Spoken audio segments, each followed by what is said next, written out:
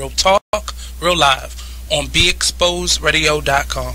I was meeting with a friend yesterday, and I've gotten to the point where don't ask me a question because the truth is going to come out. And exactly. Just don't do it. If you ain't looking for the truth, don't come to me. Don't do it because I can't hold my tongue. And she wants to be this stylist, boutique, but you're not doing anything in that nature, and I can't take you seriously if you're not doing those things. And I understood why people didn't take me seriously because I found myself in somebody else's lane. I was good at what I was doing and what I wanted to be, but I wasn't doing it for me. So how can I ask you to take me seriously if I'm living in somebody else's shoes? And nobody can do what you do, and I think that that's a big problem that people face now. Like, you see what somebody else is doing and you want to do that when that's not your lane. That's not your lane. That's not what you're supposed to be doing. But it's popular, it's getting that person money, it's getting that person applause. Oh, I want applause. I want money. Let me stand over here behind them. And then a lot of times people aren't honest with themselves either. Like, I was thinking earlier today, I've been woke for almost 2 days, so so you get honesty, and I was thinking, like, you know, the Artist Exchange Radio Show. White keys only have this bitch jumping. Okay. If I sit around, hold up. Look. If I sit around, hold up.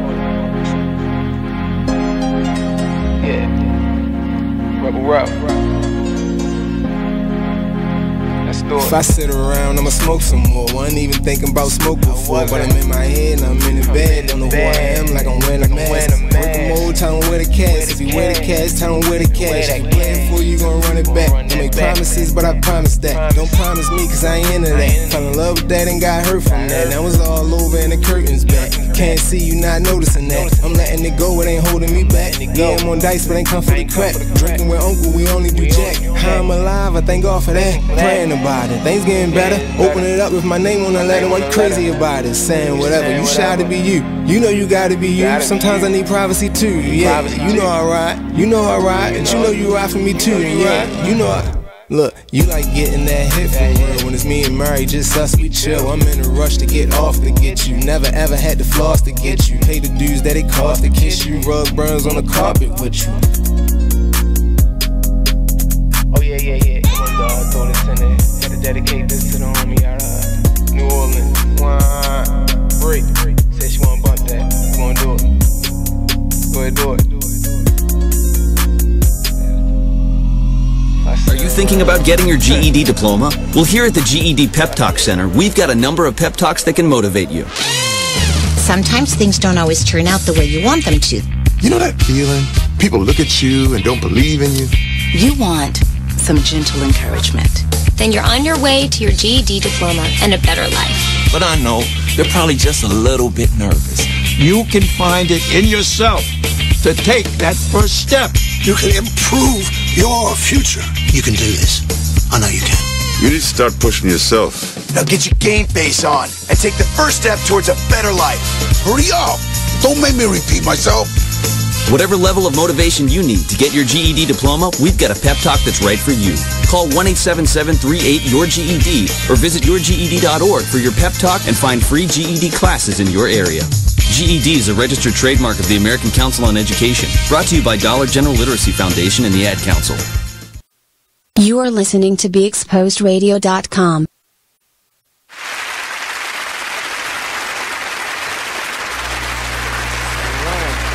Welcome to this week's edition of Living a Rich Life, a talk show for people who believe in change in all aspects of life. I am your host, Rich James. So welcome again to Be Exposed Radio. Today's focus is on strong relationships. So if you're struggling with building strong relationships, we're going to give you some tips and some suggestions to help kind of navigate through that. In addition, we're going to have our featured guest, Sunny Cowell, give her perspective on strong relationships, as well as talk about some things in the music industry, get a sense of what's going on with her. So with that being said, let's talk about it. So, turn this down. I gotta turn this down. All right. So today, our featured guest is Sunny Cowell. She is a singer, a songwriter, a musician. She studied law at the University of Maryland. She's an attorney, a board member for Occasional Symphony. Welcome, Miss Sunny Cowell. Hello. How are we doing today? I'm doing well. Okay. You know, it's been a long day, but yeah. I'm here. Well, that's a good thing. I'm glad you made it out. What made your day so long? Oh no, it was just the first day back to work. Okay. So, you know how that can be. that I do. Yes, but I'm grateful. Everything's good. All right. Well, that's good. That's good. So we're gonna get right into it, Sunny. We're gonna get right into it. So tell us, who is Sunny Cowell? So Sunny Cowell is a multifaceted individual. She is a singer, songwriter, attorney, as you previously said before, an only child. Oh, okay. I didn't know that. Yes. I didn't know. Okay. And also from a music family. So I grew up in the music industry, and so it was a very natural thing for me to become a musician. I didn't decide one day to just do it. But I kind of just wear many hats. Okay. So that's Sunny Cowell. That's what's up. And I did my research on you. Okay. So your father is Stanley Right. Cowell. Yes. Yes. Pianist? Is that the right? Pianist? Yeah, he's a pianist. Yep. And specifically jazz. Okay. Is mainly what he's known for. But he studied classical music at Oberlin Conservatory. Okay. Nice. Nice. So I grew up with kind of that classical influence as well as the jazz. Nice, nice. So I heard some of the things you said. So I got a question here. What got you into music? Okay. So I grew up in a music family. So I basically had no choice but to play an instrument. Now, was it your parents? Yeah, that was definitely my parents in the beginning. But I did actually grow pretty quickly to love it. Mm-hmm. But at 3 years old, I started with piano. Wow. And my dad did the same thing. He was 3 when he started with piano too. But you know, he went on to pursue a career in that. Okay. But you know, by the time I was about 5, I said, oh, well, you know, I'm never going to be as good as my dad. You know, it's like I'm kind of in his shadow. I need something of my own. Right. And so then that's when I picked up the violin. So at 8 years old, I picked up the violin. And then by 8th grade, about like 12 or so, I was playing the viola. So that became my main instrument. Okay. Because really the reason I started with viola, or I ended up with viola, is because that's how you could get ahead in the orchestra. Okay. So I used to play in the orchestra. Being a violinist was like very competitive. Right. And I figured, oh, not many people know what the viola is or even really play it, but it's needed in the orchestra. Yeah, many people. I mean, it's just a violin. It's just a bigger violin with a lower sound. Okay. That's really all it is. So one of my questions that I have actually. And you mentioned a couple of different instruments, so you seem to play quite a few. Right. The viola, the violin, and I've seen it and heard you play that. Yeah. Guitar. Yeah. Right. I think some of your latest stuff you did some acoustics. Yep. Right. You play the drums? Unfortunately, no. You know, it's funny because the drummer was always my favorite person in a band, but no. No. I never. Drums. No, I used to be a drummer. Oh, okay. Not a very good drummer. Okay. But I used to be a drummer. Yeah. Okay. All right. So as I mentioned, the topic of today is strong relationships. So with that being said, do you have many strong relationships that kind of help move you along this music industry? Yeah, definitely. So as I said before, I'm the only child, so I'm very close with my parents. So I, typically talk to my mom every day. Well, maybe not as much as that, but I talk to her a lot. I'm very close with my dad because we share the love of music, and of course he's a cool person. Right. He's my dad, so. And then also, I mean, I just came back from, I had a birthday and I was in LA and I was hanging out with friends I've had for about 11 years. Okay. So I have I have a small circle. Right. But they've been with me from the beginning, so. Very, very nice. Yeah, small circle. My circle is getting smaller. Yeah. Now, I don't know if it's because of something I did or something that needs to happen, right? But when you think about it, relationships, having those strong relationships are kind of key. And we're going to get to the 4 or the 6 elements that kind of make up living a rich life. Have you heard this before? If not, I'm probably gonna tell you, not. right? So when it comes to living a rich life, my philosophy is good health, strong relationships, okay, financial freedom, goals and achievement, extraordinary experiences, and philanthropy. Right? So, of course, I'm going to hit you with that question a little later, so to give you some time to think about that. Right? But when I say strong relationships, the topic for today, I think about, again, my family, things of that nature. So we have fun on this show. We're going to play a few games also. Oh, gosh. All right? All right. But I think you can handle it. So what, or rather, who are some of your favorite artists, right? Because you're an attorney. We'll talk to that piece. But I'm really, we met on the singing tip. Right. Right. So who are some of your favorite artists?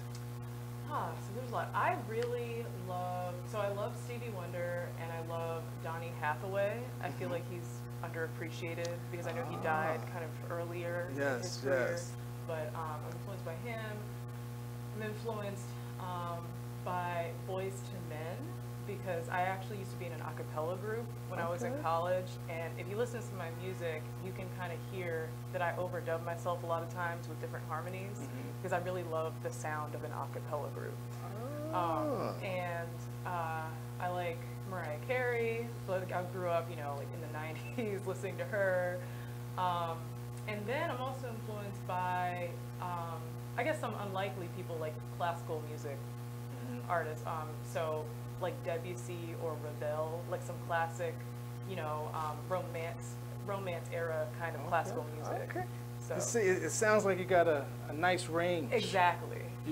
Like I said, we have fun on this show, so I'm going to test that range. Yeah. Oh, and also Prince. I'm influenced by him. Yes. Because, you know, he played so many different instruments. He was good at so many different things and did them all well. So I want to be like that Prince vibe. Yeah. Do you have a guitar like him? No, I don't have a guitar like him. Yeah, that dude is pretty bad. That dude is pretty bad. He is. Yeah. So you know, staying on the music vibe. Again, we'll go back and forth between that. But from a you know, who would you like to perform with? Right? Is there any in particular artist that you would like to perform with? So okay. Or even someone that you have performed with already. No, I haven't performed with my idols already. I performed with a lot of people in the jazz world. Okay. That's just because of my dad, but I want to enter more into the pop sphere. That's what I'm starting to do now. But I can see myself performing with someone like Miguel or The Weeknd, or some unlikely combinations. Like I love collaborating with rappers actually. So I could see myself like doing a song with like 2 Chainz. Okay. Like so or something. Like adding that kind of like chill, you know, the chill vocals that I have, and then adding like some strings to it on like a sick beat. I think that would be really cool. Okay. So hold that thought. We're gonna take a quick break. We're gonna come back to BeExposedRadio.com featuring Sonny Cowell. Stay back. Stay tuned.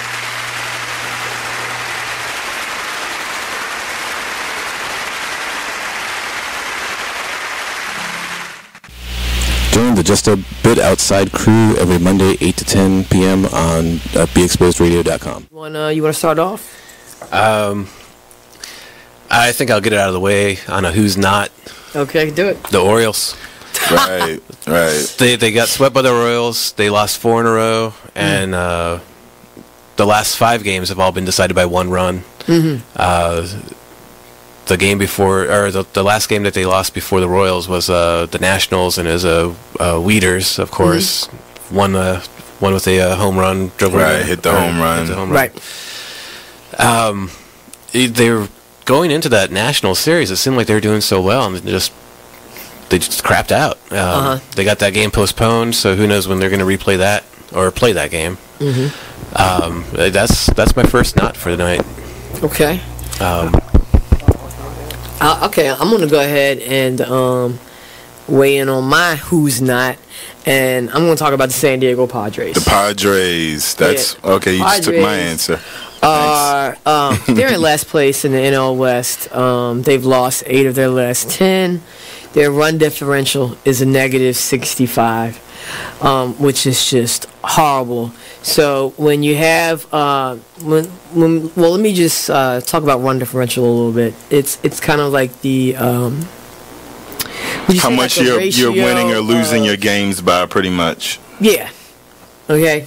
It's like the margin of victory, kind of. Right. So when you're in a negative number, that means that you're. Then your average game you're losing by a whole lot. Right. I mean, a number like negative 65, this early in the season is pretty rough. That's horrible. Then the pitching numbers pretty much support this stat right here. I mean, the team ERA is 4.70, which is 26th in the league. They have 126 walks allowed. They acquired Jared Weaver in the offseason, and he really has not panned out. He's off to one of the worst starts in any of the pitchers in 2017. Mm-hmm. He's 0-4 with a 6.05 ERA. In May alone, he already has 12 earned runs in May. And, another one of their pitchers, Clayton Richard, he's 2-4 with a 4.34 ERA. And, in May, he has 6 earned runs and 12 innings pitched. So they're not pitching well. And on top of that, they are also not batting well. Right. But it kind of sucks because Manuel Margot is doing pretty good. His the past few at bats, his last. Join the Just a Bit Outside crew every Monday 8 to 10 p.m. on BeExposedRadio.com.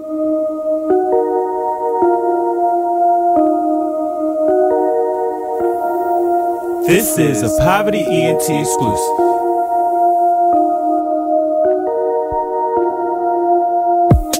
Next stop, Texaco. Strapped up, you already know. Fuck niggas hate, that's how it goes. Bros with me, yeah, it's time to go.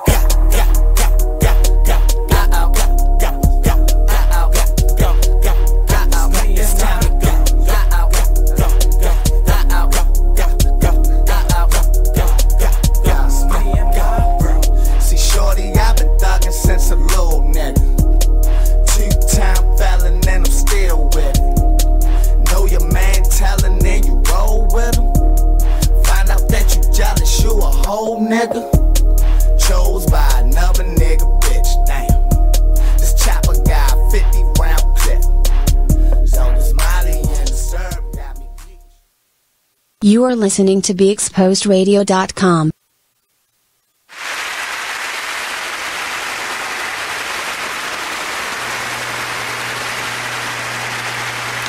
All right, welcome back to Living a Rich Life. I'm here featuring Sonny Cowell, and so far so good? Yeah, I'm great. Okay, good. So during this segment, again, we like to have a little fun. And being an artist, a musician, we're going to play a little game called Name That Tune. Okay. All right? So I'm going to play a song, and you're going to tell me the artist as well as the name of the song. Okay. That sounds good? Sure. All right, so here we go. We're going to test her musical skills, her talent. All right, here we go. Here we go. Ain't no sunshine when she's gone. Ain't no sunshine, still with us. Okay. Now that was an easy one, right? Because I believe, because I did my research and I believe you sang this. Yes. And you sound very good. Sound very good. Right? Okay. That's just a warm up. Next one.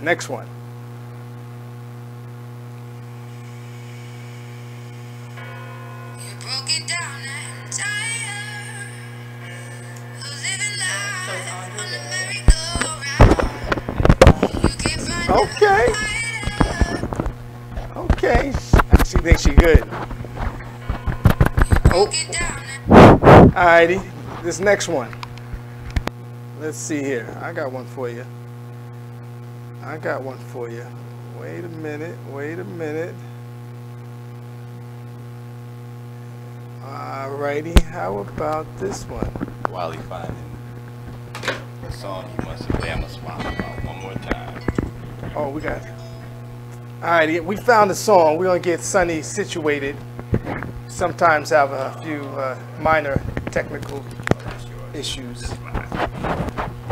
We have the best engineer in the business. Thank you, sir. You're welcome, sir. All right. Now, here we go. We're going to let this one play.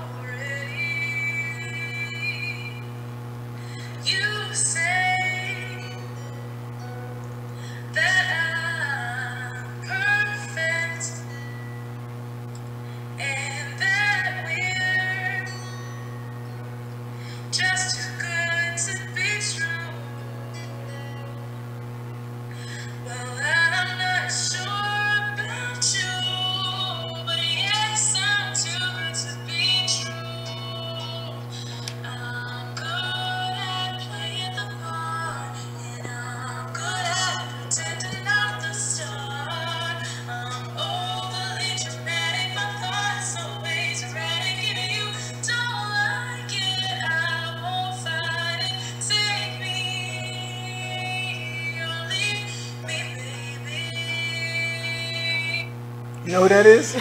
So that was me. All right. And that was called Too Good to Be True. Yes. So I gotta say, I love that song. Oh, awesome. I love that song. I love that song. And we're gonna get some more into that because we're gonna make sure folks know where to find the song. And we're gonna dig into even more stuff. So I love that. So what was the inspiration for that song? So I actually wrote that song when I was in law school, and it was about a relationship or like situationship at the time. all you musicians, right, in your feelings, right? Some of the best songs come out when you feel in a certain type of way, right? But I think a lot of people could probably relate to the concept. So it's called Too Good to Be True, right? So it was about how I was dating a person and he had all these expectations for who he thought I was. And, you know, I couldn't be that. And so, you know, he would say things like, oh, you're perfect. And I'd say, you know, basically the song was a response to that. No, I'm not too perfect. If you think that, I'm too good to be true because you don't actually know who I am. Right? Oh, okay. So that was the inspiration for the song. Yeah, well, it's good. So all of your songs, do they come from, they come from somewhere, right? An experience? Right. And so, and actually, speaking of relationships, so my first EP, which that song is from, it's called Insecure. Okay. And it's basically all about relationships, but it's coming from a place of insecurity, which I don't think people write about enough. You'll never hear me write just a normal love song. Right. I mean, I'll always write about some other perspective. Interesting, interesting. Insecure. Are you insecure? Not anymore. But I think when I wrote these songs, I was in my early 20s. So I would say that I was. Oh, yeah. So, you know, love songs and movies go hand in hand. So have you ever had songs written for short films or movies or anything like that? No, I haven't. But that's actually my primary goal right now, is to get my songs sync licensed, you know, into different TV shows and films. So, and actually, it is being, one of my new songs that hasn't been released yet is being considered right now for a pretty big show, but I will save that for when it actually happens. Okay, that makes sense. Well, maybe we just get you back here and once that happens, and get it kicked off. Right. How's that sound? Yeah, that sounds great. All right. So you use both sides of your brain. So let's talk about this. What kind of law do you practice? So I might need an attorney. Yeah. so general practice, actually, I do a combination of things. So on one hand, I work for a nonprofit. So I actually help low-income people in Baltimore with basically like more along the lines of like health law issues. So like Medicare, Medicaid, getting Social Security, disability, that kind of thing. And then, I also advise on like bankruptcy and consumer issues, housing. And then I also teach at MICA. I teach an intellectual property law class to artists. Because that's very much in line with what I'm doing. A woman that wears many hats. Right, I told you. I wear many hats. That's good. That's a good thing. Multiple streams of income and keeping busy. It's no longer a luxury. It's a necessity these days. It's a necessity. So we're gonna take a quick break, but maybe you can sing us into break. Maybe not this one, but the next one. You're gonna sing, right? You're gonna give us a little something. Gotta figure out what I'm gonna sing. Right? Yeah, you figure it out. We give you time, no pressure, but we'll be back with more Sonny Cowell on Living a Rich Life talk show here on BeExposedRadio.com. Tune back in. Shoot, yeah, you're gonna sing something. You know you're gonna sing something. Yeah, you figure out what you want to sing. You got nothing but time. Nothing but time. Should I sing like just one of my originals, like the beginning of it? Maybe like something that hasn't been released yet, or should I sing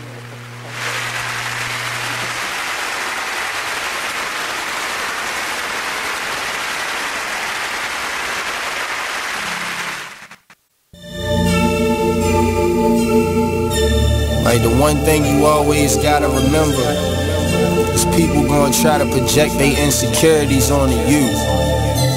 But you can't listen to what them niggas saying. You gotta get out here and do your shit regardless. You gonna do what you love for the rest of your life anyway. So why not turn that shit into something? Be a man of everything you see. This shit bigger than me, man. Like yeah, I'm good and all that, but you know what I mean? I ain't shit without y'all. So no matter what you up to, just go hard. Don't let it. Can you imagine how I really having nothing is? Stomach growling, you ain't got no food in the fridge. Surviving on a jail diet of water and bread. No father figure, it's cause my father dead. Mom's bringing different niggas in and out the crib. No money, so you seen it's less than all your friends. But it a joke because your mother was a crackhead. Older sister hoeing off, giving all the homies head. Hey, there's my son. You've been in your room all morning. Hey, Dad. Matt, what's wrong with your voice? There is nothing wrong with my voice. Oh, well, it's just sort of. I have been playing my video games and electronic games for so many hours. Uh-huh. Well, it sounds like it might be time for you to take a break, or... Hello, Dad. Susan? I have been watching TV and text messaging all morning. Yay, electronics. Yay, yay, yay. Guys, I think it's about time to get in the car and take a little trip. Maybe see some trees, some green things. What are these green things you speak of? This weekend, unplug. Take your family to the forest. There's nothing in the world like experiencing nature firsthand. Trees, paths, bluebirds, streams. Getting closer to nature can get you closer to your family. To find the forest nearest you, go to discovertheforest.org. Brought to you by the U.S. Forest Service and the Ad Council. You are listening to BeExposedRadio.com.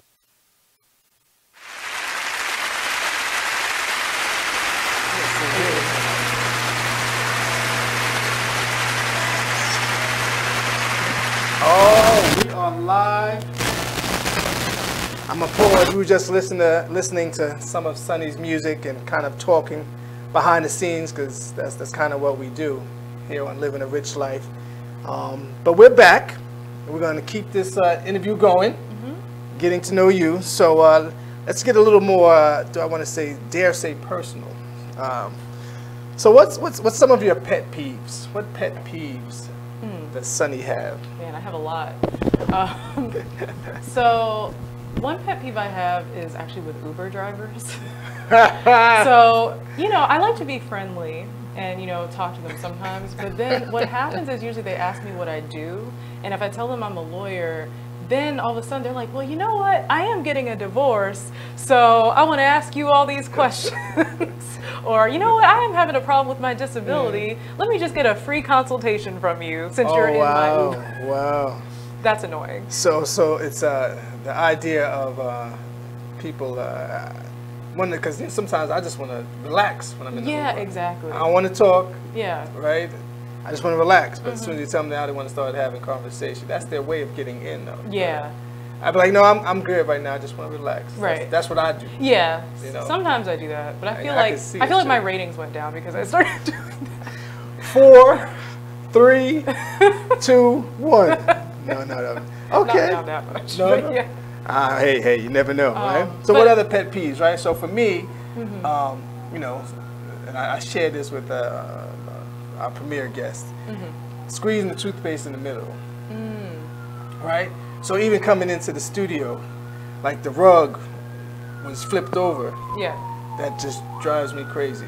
I said, how many times y'all gonna walk past and not flick the rug back to That is everyone? annoying. Right? Yeah. I'll go in the office and in the office the picture's crooked. So I got a little OCD. So. Yeah, I was about to say, it sounds right? like a control. But it's like, I'm not a control guy though. Not me. Yeah. Never that. Okay. Yeah, I mean, I have 2 more. So, I don't like when people eat with their mouths open or talk with their mouths open, like while they're eating. And then I don't like slow walkers. So if I'm like walking down the street, somebody gets in front of me and they're walking slower than I was walking, that pisses me off. So I'm gonna tell you something because I did my research because you're originally from up north. No, I'm originally from Maryland. You're originally from Maryland? Yeah. You went to school? I went to school in New Jersey. In New Jersey? Yes. Okay, all right. So Yeah. you've experienced a fast pace because Northerners, and I'm a native New Yorker. Yeah. We walk fast. We like to get moving. True.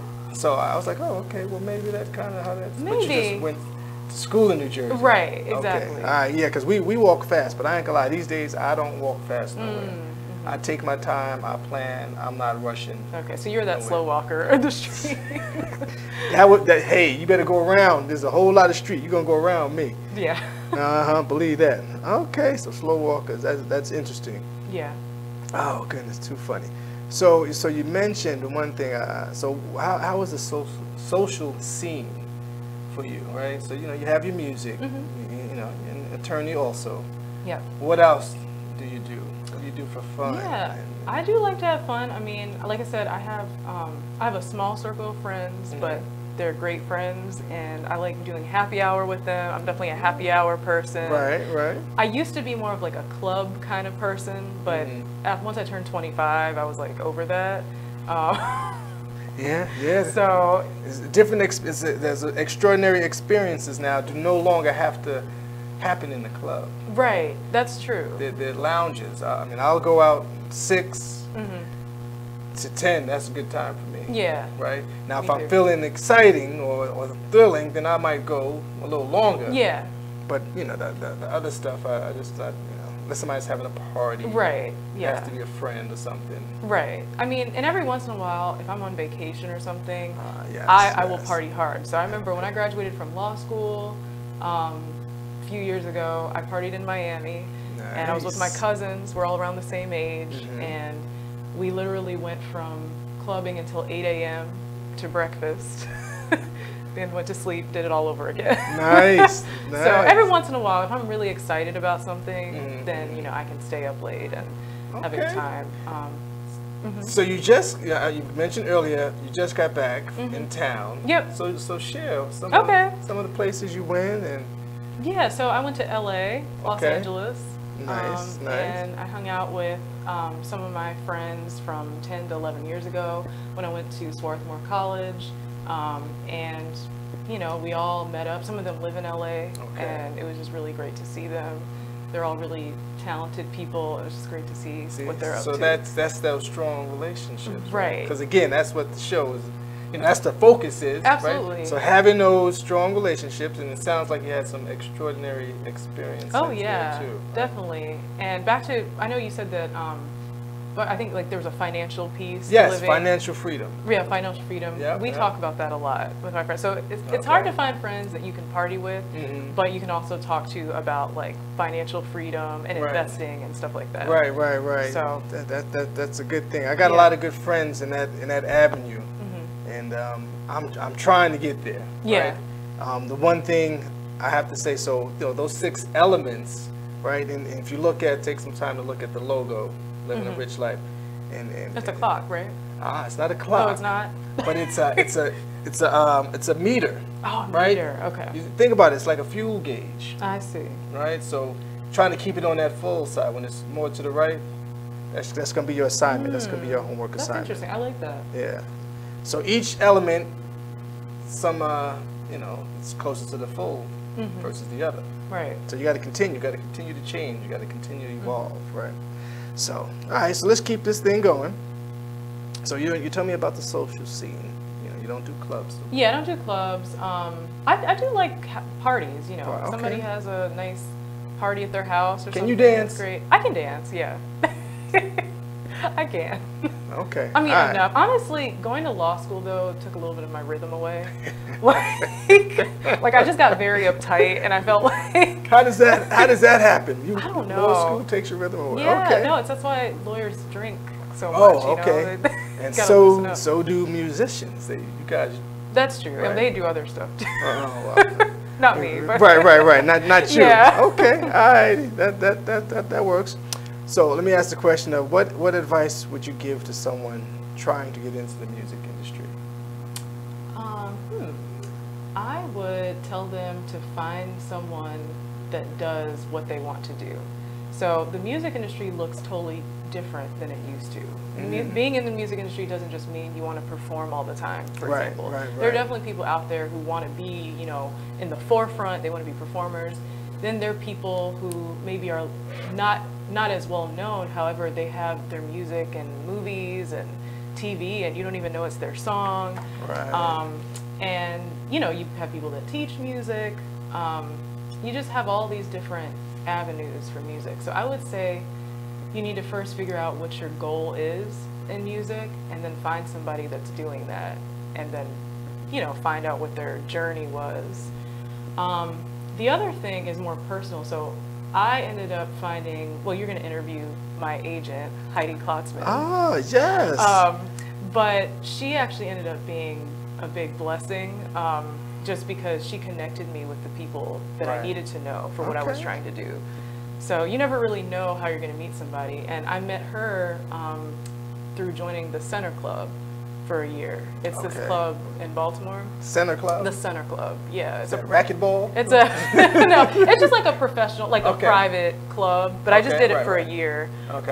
And I met this filmmaker, Brian Levin is his name, and he ended up introducing me to Heidi because he listened to my music. He was like, oh, this is good. You know who you should know is Heidi, and he connected us, and now Heidi and I have more formal relationship. Right. And then he's helping me with the music video in the fall. So I mean, so many connections, right? Right. So the music video, is this for an upcoming, or is it for something that you've done already?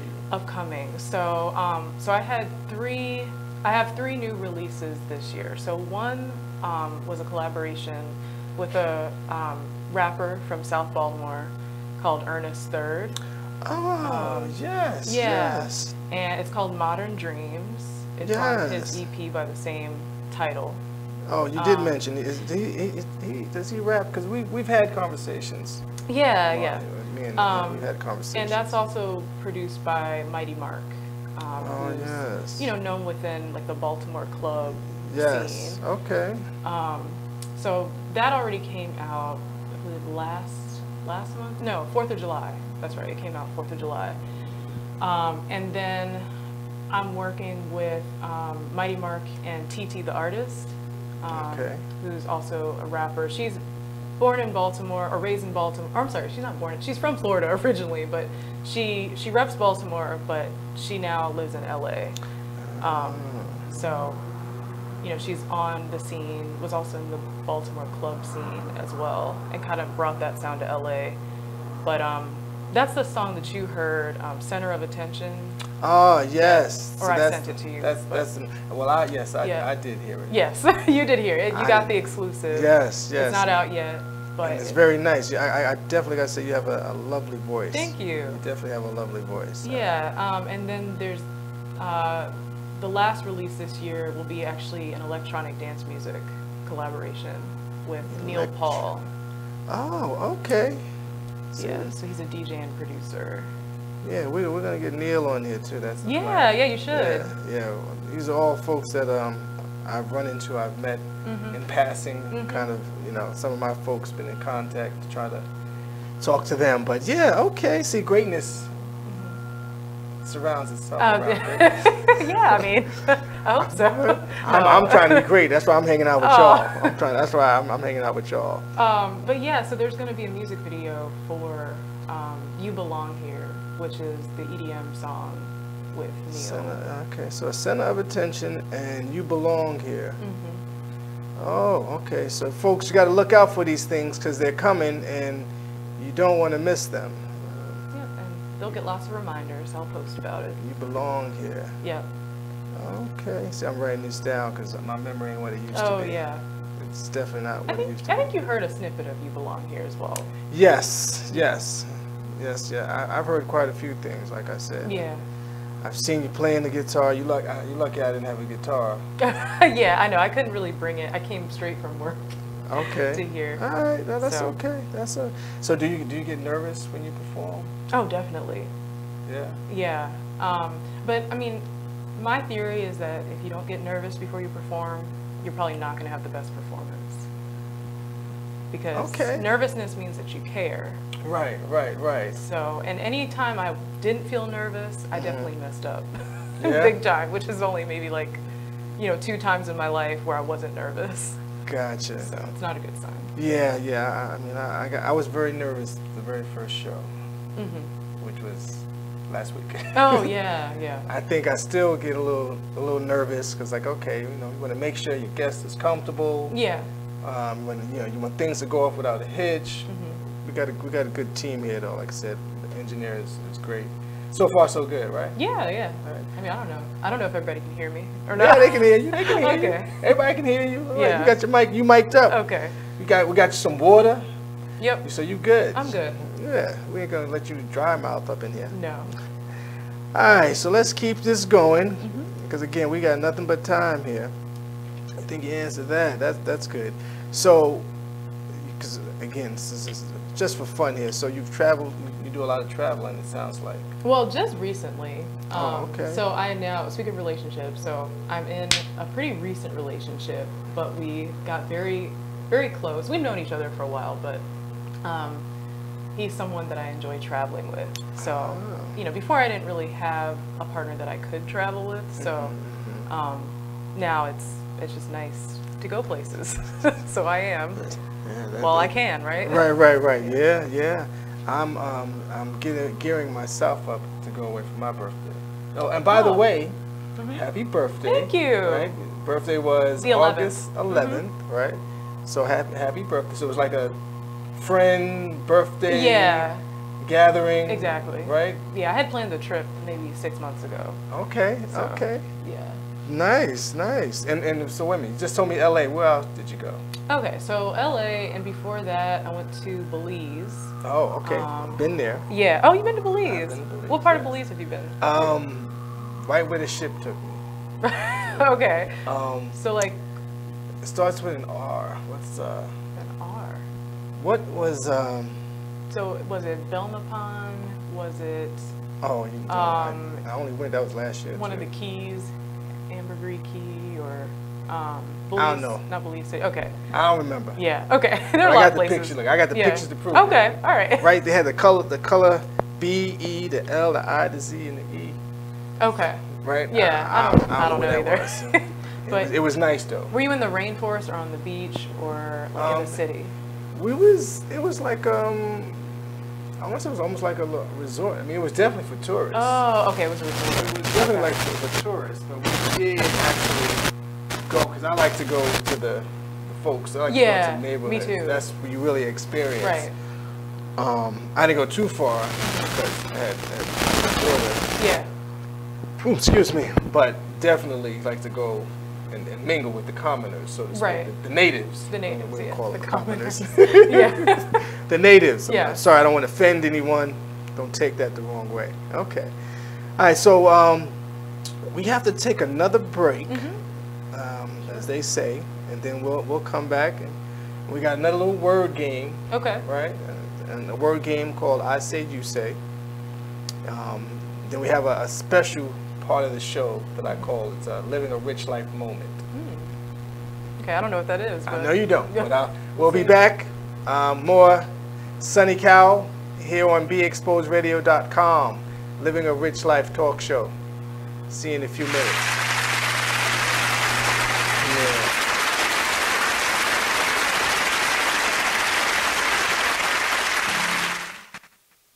There's a rumor going around that Tyler Perry and Oprah are beefing.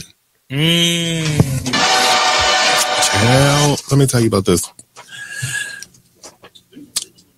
Tyler, okay, told Oprah, bitch, if you don't have my money, we're going to have a problem. Ooh. Oprah said, what is the problem? Ooh. You said if I don't have your money, there was going to be a problem. So Oprah is standing her ground like, bitch, I'm in charge. You know, you may have a $250 million studio over there that you film all your shows and movies and stuff on, but I have the empire. That's what Oprah said. Oh, these are her exact words. Allegedly. I made this up. But allegedly. I made it all up.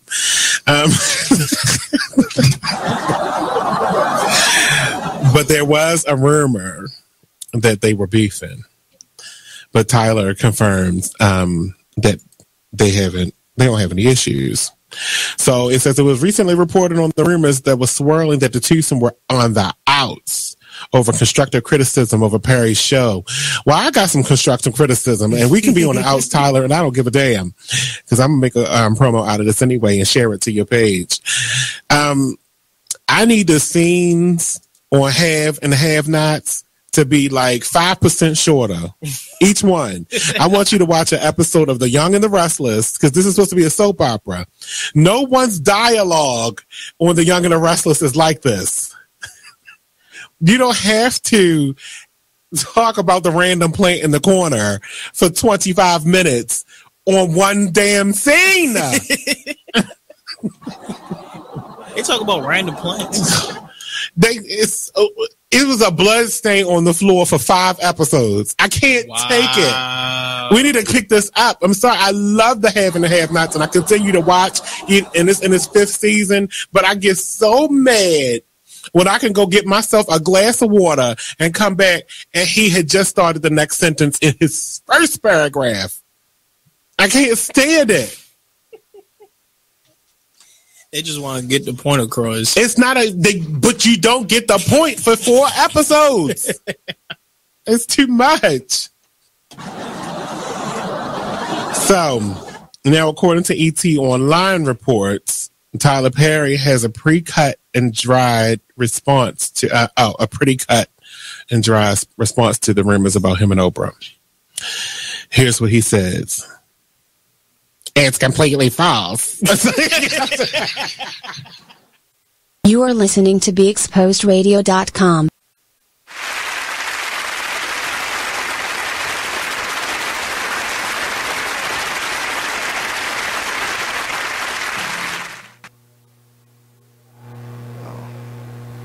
Welcome back to Living a Rich Life talk show featuring Sonny Cowell. Hello.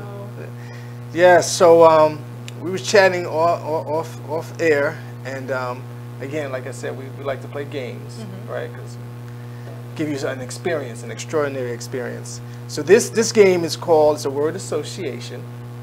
I say, you say. Okay. Real simple. I say a word, and you respond with a word or phrase, whatever works for you, right? Whatever pops in your mind. Okay, that's related to the That's word? related. Okay. Well, you know, I mean, I might say, I might say table, you might say chair. Yeah, okay. You know, whatever comes to your mind. Okay. First thing comes to your mind. All right, you ain't got to think about it too hard. Okay. All right? So I'll say friends. Wonderful. Okay. Music. Viola. Oh, okay. Family. Parents. Nice. Baltimore. Hype. I'm sorry, what? Hype. Hype? Yeah. Baltimore's hype? Yep. Okay, yeah. I like that. I like that. Okay. And I give you one more. Let's say success. Failure. Interesting. Why failure? Because I feel like you have to know how to fail in order to succeed. Ooh. So she has brains, beauty, and wisdom, and a lovely voice. This is living a rich life. Sunny Cowell, right? I love it. I love it. I love it. You can't make this stuff up, y'all. You can't make this stuff up. All right, so what I like to do is what I call this living a rich life moment. And you are my second guest, or my third technically, because I had 2 on the first show. Okay. And what I like to do is have my guests sign my board. Ooh. Right? So I capture right here. So this is our very first guest, Jason Bass, King of Baltimore, some call him. And this is Dallas, the model. He's 6 years old. He's been on in Kohl's, Children's Place, Zara, those department stores should sound familiar to you. So I had him on here. He's pretty good. Awesome. And you can follow him also. You can follow, everybody follow. We're going to make sure we give folks the information. Yes. So I'm asking you for your autograph. See, okay. It might not be the first, but I'm going to have it before a lot of other folks, if they haven't gotten it already. Yep. You can sign anywhere and say whatever you want. Okay. All right? Take your time, because this is living a rich life moment in time. I'll do my special signature and then that wall. Yes, I like that. And I did wish you happy birthday, right? Yes, you did. Thank you. Yes. Birthday behavior. So what's that, a Leo? I'm a Leo. Yep, Leo. it's Leo season. Leo season. A lot of folks. Some upcoming guests are Leos, but their birthday would have come and gone. Thank goodness. Yeah. No, I'm just kidding. So for some reason, almost all my friends are Leos. I don't know why. So as you do that, as you sign that, again, I like to say it's living a rich life. It's a moment in time. Do you remember when we first met? Because again, I know you said the talk show thing just popped up. It kind of did just pop up. Right. So we met at the philanthropic. Yes. 4 seasons event. She remembered. Yep. I like that. I like that. We had a good time. We had a couple of your folks out there. That was a good time. Okay. I always look forward to those events with Zach and that crew. Okay. Okay. Let's see. Thank you. Lovely. So there you have it. Oh, look at that. She signed the S in like a musical note. Yep. See? So she's also creative. Treble clef S. Yeah. Oh, what is that called? Treble clef. So, so yeah, if you're reading music and you're playing the violin or the piano, you know, that's one of the clefs. Wow. That's nice. Yeah. I'll tell you what, I'm going to learn a lot with this show. I learned a lot from just 2 weeks. Okay, we're going to put that there. Okay. Right there, right? Oh, that's nice there. I like that. So now I got your autograph. Nice. Very good. Very good. Appreciate that. Appreciate that. Right. So continue with this lovely theme. So if you had one message, because you have fans, I'm quite sure you have fans, right? Hope so. I'm a fan. Yeah. I'm a fan. Don't cut yourself short. I know you wouldn't. I know you wouldn't. So, what message would you want to give to your fans? What would it be? All right. What would you want them? I guess it's 2 questions. What would you other than your talent, what would your message be to your fans? Just to, I guess, Because I'm a pretty down to earth kind of person. Yeah, you're pretty I would cool. like to think. Yeah, I think you're pretty cool. But I would tell them, back to my theme of, well, so on there I put success equals failure, back to my previous comment. And I feel like it's important to remember that they're both part of a cycle, which is why you should be humble, right? Because Let's do that. They should be able to see that. yes. So I have failure equals success. And then I should have put vice versa too. Because basically it's a cycle, right? And so a lot of people, you know, think they've achieved what they want, and then they're not humble anymore because they think they can't come back down. Right, right. But I would just say, you know, stay humble and just know that you're just part of a cycle right now. Yeah, yeah. I think, see, so when you talk about that, I remember reading, or more so listening, watching a video involved Jay-Z, and this guy was saying how, you know, you should come back and get back to the projects and where he's from. And his whole response, which I thought was epic, the fact that, you know, you can do all this and bring the neighborhood, make it look nicer, but you got to change the mindset of the people in the neighborhood as well, right? Maybe let them know there's other ways you can do things, right? Because if you're still thinking, you got to just, I won't say the wrong things, but change your mindset. That's part of you know, my motto is change, so that you can, you know, if I do good and I want to get out the neighborhood, then you shouldn't knock me for that. But you know, you definitely got to bring folks up with you, I think. Right. But that, you know, that's neither here nor there. And the other thing too, not necessarily about bringing folks up, but you know, I've definitely been in situations where people think it's strange at first that I'm a lawyer, but I'm also a musician. And I just want to tell people that you can be good at multiple things. If you have multiple dreams, you can achieve both. And you can even use one to help the other. Right. And we live in a world where really anything is possible. This is true. So this is true. that's what I want to tell people. Yeah. Is, you know, don't be afraid to let yourself shine, you know, just because it seems weird. Right, right, yeah. Living outside the box. You can, yeah. You don't have to do one thing. Right. You can do multiple things. Exactly. Right? Yep. Multi-talented, as I like to say. Yeah. Multi-talented. Okay. So, what does the future look like for Sonny Cowell? What does the future look like? Tell us what you got going on. You mentioned a few singles that's coming out. Right. So give us a little more. We want a little more in that. Okay. You have the floor. Yeah, absolutely. So I mean, you know, as you know, I'm working on my music career pretty aggressively right now. So I have the 3 singles for this year. So one's already out, 2 What's the name are of coming. it? So the first one that already came out is Modern Dreams. Modern Dreams. With Ernest Third. Okay. And that's really a feature. That's my first feature on someone else's album. So it's Ernest Third featuring Sonny Cowell. And then the next one is called Center of Attention. Okay. And that is featuring TT the Artist, produced by Mighty Mark. And I can talk a little bit about the tracks that are coming up.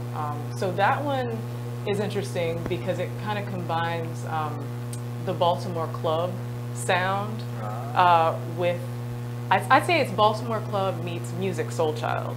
Ah, okay. So it has that like 2 good combinations. Right, yeah. It has that like smooth R&B sound, but it has like the little bit of like edge and energy of Baltimore club. Okay. And I believe I play viola in that one too. I play viola on pretty much all of my tracks. Oh. Even if you don't really notice it at first, you know, you might listen to it a few times and realize, oh, you know, that bridge in the center of the song has a viola in it, and that's me. And then the third song, which will be coming out later this year, hopefully in October, November, that's You Belong Here. And I'm honestly most excited about this track. Not to knock the other tracks, they're all good. I'm proud of all of them. But this one has a very clear concept where, you know, we're going to have a music video for it. Right. And really, you know, it's all about showing Baltimore in a good light and telling artists that you belong here. It's kind of a message to creative people in this region. Because, you know, I wrote the song with Neil Paul. It's also the first song that I sat down and wrote with somebody else. Usually I'm somewhere, you know, with a pad in a room by myself. But this time it was me and another person, you know, meeting regularly, just sitting there, knocking it out, talking about what we wanted to say. And I think that's not to cut you off, because I want you to keep going, but I think you said something very important, because Baltimore has a lot of talent. Oh yeah. All right, now again, I'm a native New Yorker. When I first came here, you know, and again, New Yorkers have always supported their own artists. I think, you know, I've been here for a long time, but I think now you have a lot of folks, a lot of talent in Baltimore, and again, folks that I think need to be seen, need to be heard. Folks should come out and support. And again, a lot of the events, they're not even that expensive. Right. And again, at the same time, supporting does not necessarily mean financial, right? Because I remember coming and bringing the crew when you performed at Motor House. Yeah. Right? We was front and center. Yes, you know were. What I mean? She laughed at me. I think I might have cut up that night. I don't know. I just remember you dancing. That's all. Okay, right? Yeah. So I think, again, this is something that the city needs, given the light of a lot of different stuff in the news and folks, you know, kind of talking out the wrong end. You know what I mean? Definitely. But at the end of the day, I think you're heading in the right direction, and folks should listen. One should definitely listen to your music, because it's, again, you have a lovely voice. Thank you. And then the folks that you're working with, I think, again, it's a lot of diversity, different genres, right? And I know you want to focus in pop, but I think, again, your range, you have a good range there. So. Right, yeah, and I definitely think what's starting to happen, I don't know if it's because I'm working with Heidi, but I feel like there's starting to be kind of a collective mindset with Baltimore artists. Like, you know, we all kind of do support each other, and it's so small in Baltimore too. Everybody starts to know everyone else. Like I remember I went to someone's show recently to support them. I didn't really know them that well. I just heard they were performing, and it turned out they already knew me. They were like, "Oh yeah, I already follow you on Instagram." I'm like, "Oh, okay, cool. Like, let me go like follow you." Right. So, you know, it's small enough that we can all support each other and just have this like Baltimore collective of artists. Yeah, I agree. That, to me, for a while, that was a struggle, folks. You know, because we can all win. Yes. At the end of the day, I said we can all win, right? Right. Sometimes folks, not just Baltimore, they get the blinders on. But at the end of the day, and I don't want to get, you know, when it comes to race, but at the end of the day, other races do it. If we, as a collective, you know, kind of support each other, we can all win, versus having that crab in the barrel mentality. Definitely. So, you know, and you know, crabs is the thing here. Yeah, I know. Yeah, that's fitting. No pun intended. Yeah. No pun intended. So, okay, all right. So you did mention Instagram, since we talked about social media. How else can people follow you? Yeah, so besides Instagram, so first my Instagram is Sunny Cowell Music. Sunny Cowell Music. Yes. Instagram, IG. Make sure you follow her. Then there's Facebook. I have a Facebook fan page, which is just Sunny Cowell, just my name. I'm on Twitter. You know, I don't really post too much on Twitter. I feel like Twitter gets people in trouble. But every once in a while, if I'm doing a show or I have a new release, I will post on Twitter. So that's just at Sunny Cowell. So I got to pause for a second. Yeah. So Twitter, right, you think Twitter gets folks in trouble. So do you have Snapchat?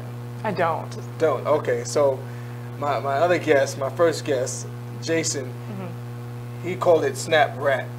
And he said that gets you in trouble. Interesting. Right? Okay. I mean, social media could get you Well, in yeah, trouble, any of right? it can. Right? But that's probably what you experience. Yeah, well, I just I don't know. I just remember hearing about people losing endorsements and things because of Twitter. Yeah. Yeah, okay. Because I just feel like people, unlike Facebook and Instagram, I feel like people just post whatever they feel in the moment on Twitter, and then sometimes it ends up coming to bite them. Right. So, and especially since I'm a lawyer too and a musician. I'm glad you said that. I just want to like be careful and make sure So Twitter, no one gets the wrong idea about it. I don't have Twitter. Yeah. I have Facebook. I only got on Facebook because of my family. Yeah. That was years ago. I'm barely on there now, but here and there. Actually, a little more now since I started doing this show thing. Right. Yeah. I'm on Instagram. Yes. So just living a rich life _ You can follow me too, folks. The other thing I was going to say, so you can also find my EP, Insecure, on pretty much all platforms. So, Amazon, iTunes, That's why I found it. Oh, okay. Yeah. Bandcamp. Also CD Baby, if you want to buy it, that's the best place to buy it, just because the artists, receive pretty much all the proceeds. Oh, okay. So what's that? It's called CD Baby. CD, because I got it on. Yeah, that's fine too, but yeah. But what's the one? CD Baby. Yeah. See, don't nobody have CDs no more, Sonny. I know. Well, yeah. I mean, but you can actually just buy it online. Oh, okay. Like not a physical CD. It's just called right. Yeah. Okay. .com. Yeah, cdbaby.com. Okay. I never heard of that. And pretty much all the other platforms. I can't think of the other names. Okay. But like Bandcamp. When I was in Bandcamp. So, yeah. Well, that's a real what place movie? people look. What movie? What was that? American Pie? Yes. We should have played a movie game. Yeah. Oh no, I'll be bad at that. And what was the other one? Also SoundCloud. If you just want to stream it. Yep. SoundCloud, cdbaby.com, iTunes. Yep. Amazon. Okay. You can find her music. It's good music. I recommend that you definitely download. You can go to cdbaby.com. You can support from that perspective.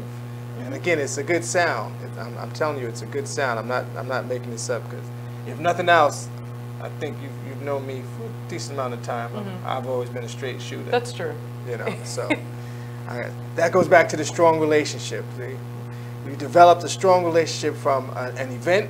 And what was that? That was 2018? Or was it just 2017? 2017, I guess? Wow. Yeah. It was that long ago, but yes. It seemed like it was. Yeah, because it was December of 2017. Yep. So definitely. Okay, so y'all know how to find. You know how to find her, and we'll remind you again later, if we need to. We'll remind them again later, right? Definitely. Okay. I don't know if I asked you this question regarding. So stay connected. We got that. What's one thing that you want fans to remember you by? I think I covered a message, but what do you want them to remember you? Is it you don't dance? I mean, I can. You can dance. That's not really part of my act. I'm just poking with you, right? So what is something that you want them to remember you, right? So I'll go first, all right? If that's okay. Okay. So I want folks to remember me as being a fun-loving, energetic, lovable guy. Now that's broad. I think, again, since we're talking about strong relationships, focus, some of my relationships are not as strong as I would like. So I'm working on those. But I think first and foremost, I got to work on myself first, right? So I'm working on myself, right? I have my own demons that I struggle with. But I ain't hurting nobody directly, right? So, because again, sometimes our actions, affect others.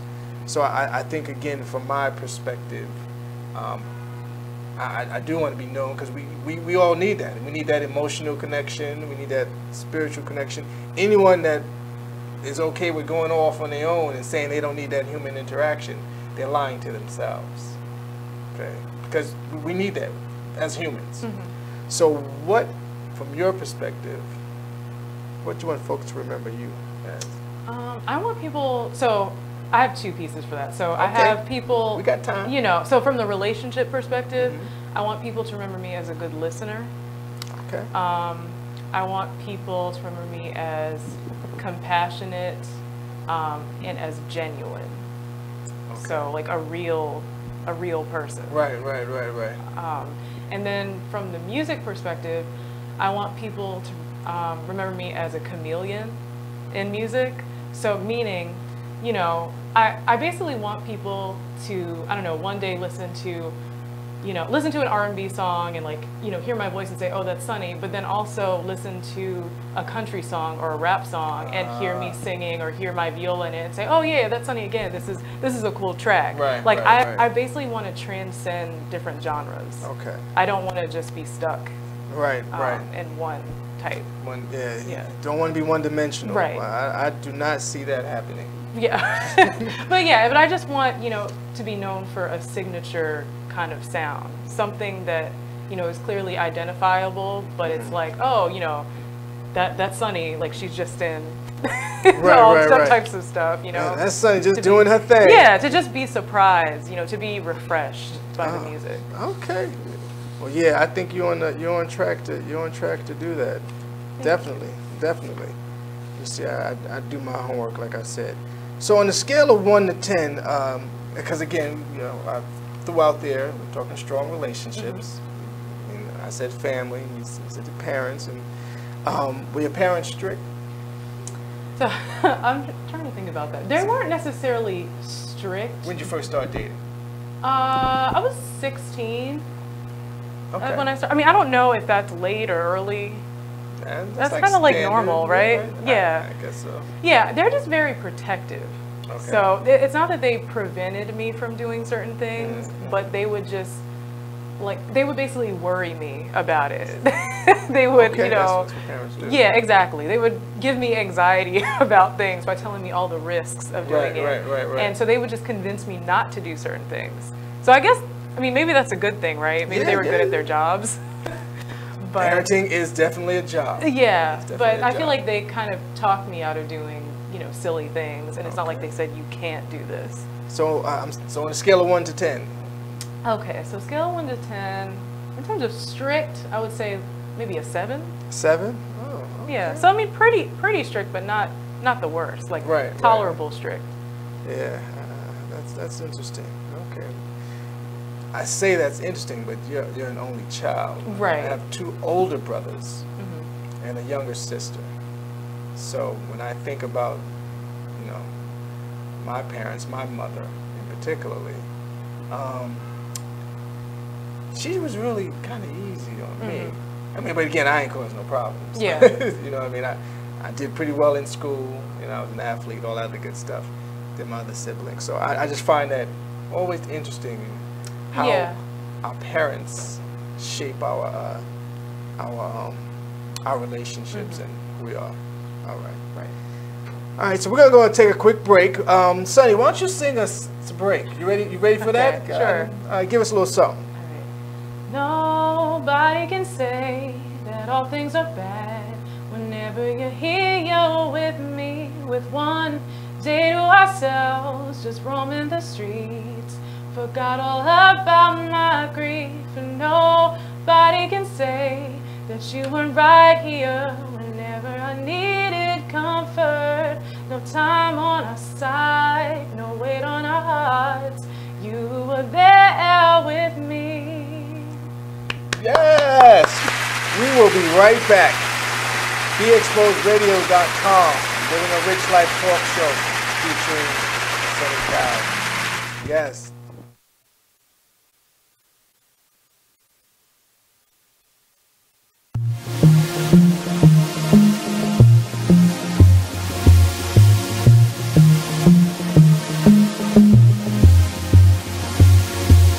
Whatever happened to the times when we cared for one another? We shared the same respect. What is happening? We're trading what's important for shiny things. I can't allow this blasphemy. It's blasphemy. Why would you treat yourself like that? We didn't come this far just to fall right back.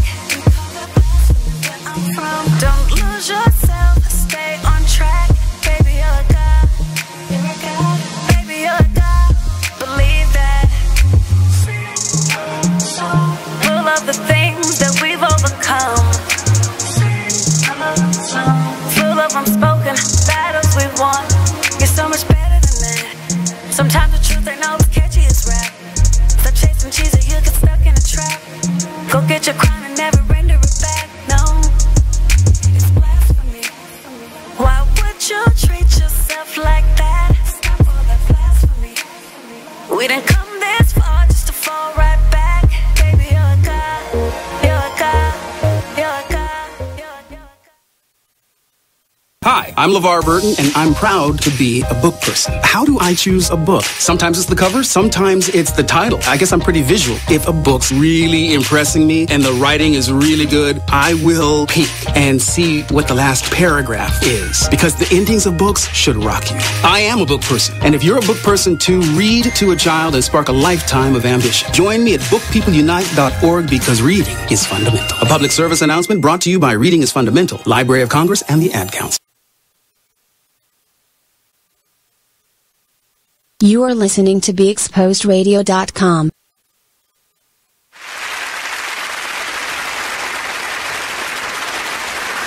And we are back here on Living a Rich Life talk show featuring the lovely, talented Sunny Cowell. Hello. So far, so good? Yeah, I'm great. Okay, that's what as I like to say, let's talk about it. Yep. And that's what we're going to do. We're going to continue to talk about it. All right. So one of the other things, you know, that I wanted to ask you, get myself together here. Oh, in terms of like today's music, so let's talk about that. Mm-hmm. What are your thoughts on some of the artists? I'll let you go first because this is featuring you. This is all about you, and you know more probably the music than I do. But so, what's your thoughts on the music industry now, where it stands? You know. The music industry, I guess I'll start off by saying it's very interesting. It's very different than I've been told it used to be, because, you know, I wasn't there. But, right. But, you know, I kind of learned certain things about the music industry from, you know, my dad, who is in the industry, has been in the industry for a long time. And, I mean, it seems like artists just have to do so much to stay relevant now.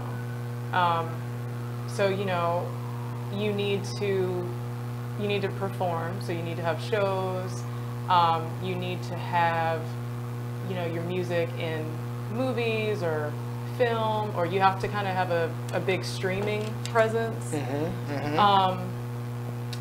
It seems like a lot of them have to act as well, you know, be actors, or, you know, do more than just the music. I feel like there was a time where, you know, if you were just really good at what you're doing in music, you get discovered and you just be good at that one thing. Right. But I find that people have to kind of, you know, wear many hats, but like within the music industry. So is it right? So as you mentioned before, so you touched two things. I want to make sure you don't have to be stuck in the box. Right. But I do agree that, you know, back in the days, because despite I'm a little older than you, despite how young I looked, the music was the music. That's what they did. And again, when you think about legends, folks are, you know, what do they call that? Sampling the music from these legends. So whether it's, again, in Patti LaBelle, you know, and Ray Charles, and Stevie Wonders, you know, these legends, you kind of think about, okay, well, the music back then was different. Now, at the same time, and they didn't do much acting back then. Yeah. They didn't do much acting. Fast forward, you have a lot of different avenues, though. Right, and it's a good thing, actually. Absolutely. Yeah, because I feel like more different types of artists are able to shine. They're able to kind of create their own lane where they couldn't really do that before. But, I mean, one thing that's different is that it seems like every song, to kind of be relevant, it has to have some sort of visual component as well. The song can't really just stand on its own. You have to have a cool music video, or the person has to have a really interesting look, or just something to kind of like bring you in. In my chair on that. I don't know, cause so my frat brother who used to do MTV raps, videos were the thing, and I don't know, maybe that's true. Videos, to me, videos, I don't watch videos anymore. I don't really watch videos. That's true. Well, you're talking about more like the early 2000s, even like 90s. Yeah, so, videos was, I mean, you had videos was, was that's popping, true. That's right? true. Well, I'm thinking, when I say back in the day, I'm thinking more like 60s, 70s. Lord have mercy. Yeah, I know. Yeah, that's why I said I wasn't around for that. But what so made I've you think I was? What made her think that I was around in the 60s? I didn't think you were. No, I'm just talking about how, just looking at how the music industry has kind of evolved from that place until now. Right. But yes, like in the 2000s, you know, it was all about the videos and dancing and all that stuff. So yeah, I mean, Cornelius, may rest in peace. Right, they had to do all that then too. But I feel like now it's like artists need to have a statement as well. Like they can't just exist with like the dancing and the singing. It's like they have to stand for something in some way to be used in like different media. Yeah. Which is good. We're talking about today's music, right? Because I'm not gonna lie, some of these cats I can't understand. Yeah, and then you have the other flip side of the coin, right, is that you have people. You have like mumble rappers, right? Oh, is that what they call like it? people who are like not really saying anything, but you're like, you know, the beat is good, and that's how you they know, get you with yeah, the that's beat. how they get you. And you know, I dance to that music too, to be honest. But sometimes, you know, I listen. At least when it comes to rap, I listen. I'm like, you know what? You telling me I could have made like $10 million off of just creating like some stupid song where I just like, I don't know, like sneeze in it or something. You know? Yeah, exactly. Just reap that around and just what they call it, loop it. Just loop that. Yeah. So I mean, I feel like sometimes the music industry seems overly simplistic, but I think really it's just because, you know, there's just so much room for people to express themselves. So I mean, there's somebody out there who likes it, obviously. Yeah, just like somebody out there that likes those little gnomes. Yeah. Who buys this stuff? Right. Yeah. No, but you're right. Somebody is buying it. But again, I think, even, you know, we have Be Exposed Radio. It's not your normal avenue, but it's an avenue, and it's doing pretty well. It's doing pretty well. Yeah, and it's allowing really talented people to enter that space too that maybe would not have. Yes. You know, exactly. Some say I miss my calling. Yeah. Yeah. Exactly. So yeah, you know, I mean, this music is different. Fashion, not so much, right? Because I think again, some folks they don't understand, you know, because bell bottoms is they came back. Those was back in the days in the 60s. Right. Well, I still don't wear bell bottoms. Right. But Well, neither do I. Yeah. The one thing because I think of music, I also think of fashion. True. As a man, I just can't see why folks wear skinny jeans.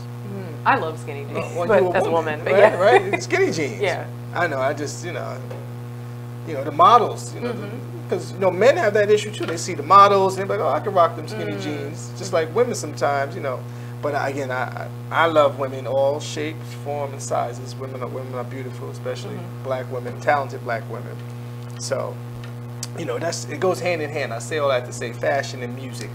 Yeah, and actually speaking of that, that was actually one struggle sort of that I had with making a music video and kind of entering the more pop sphere, because I never really had to think about my image until now. And so I remember talking to a couple producers I was working with, and they were like, so, you know, what's your look gonna be? You need to figure that out. And so kind of what I decided is that, you know, I kind of want to have a little bit of the professional look, like in my pop, like fashion look as well. So, you know, I don't want to hide the fact that, you know, I had another life. You know, I was a lawyer. I am a lawyer, right? You're gonna be a lawyer anyway. Yeah, exactly. I know I'm gonna be that anyway, but I think it would be kind of cool, like, you know, if I have something kind of sexy and then I have a blazer on top, or I walk around with like a suitcase sometimes, right? Or glasses, just these kind of little Easter eggs. You know, if people know me, they're like, oh, I know why she's doing that. Right. So I like that. See? Yeah. That's interesting. Creative, still creative. Right. But then otherwise, like with the EDM song, it's going to be more of a futuristic look. So there's going to be a lot of, you know, people wearing like leather and pleather and spandex and we're going to pause on that. Yeah. We're going to come back. We're going to talk more about this leather. So stay with us. Tune back in on Living a Rich Life talk show featuring the lovely Sunny Cowell here on BeExposedRadio.com. Stay with us.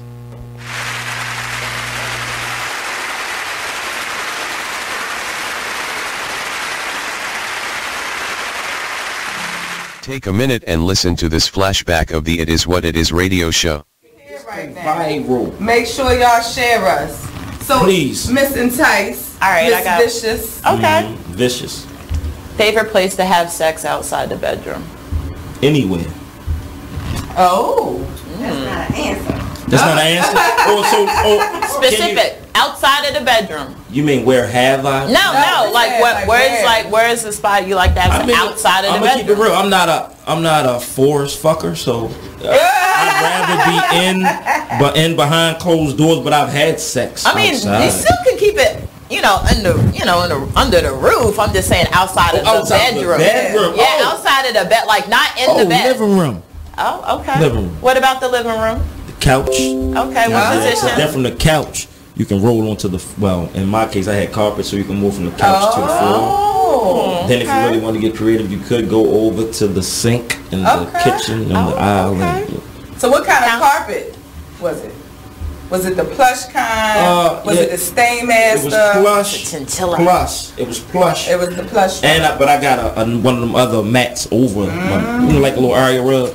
So it's nice and cushiony. It was cushiony. Oh. Easy on the rug burns. Oh. Yeah.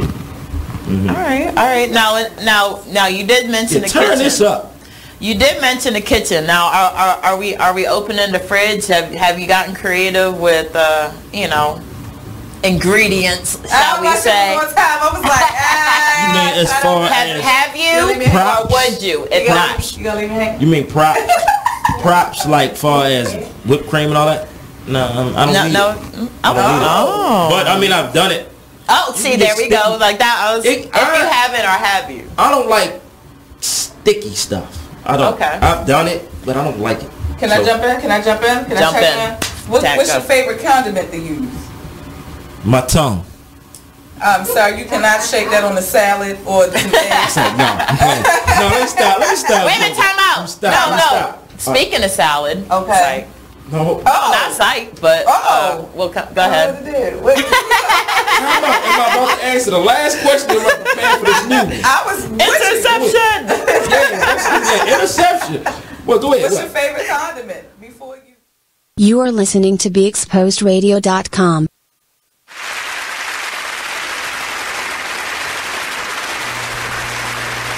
We are back here on Living a Rich Life, featuring Sunny Cowell. All right, so we returned. We dropped off, take a quick break, and was talking about the video.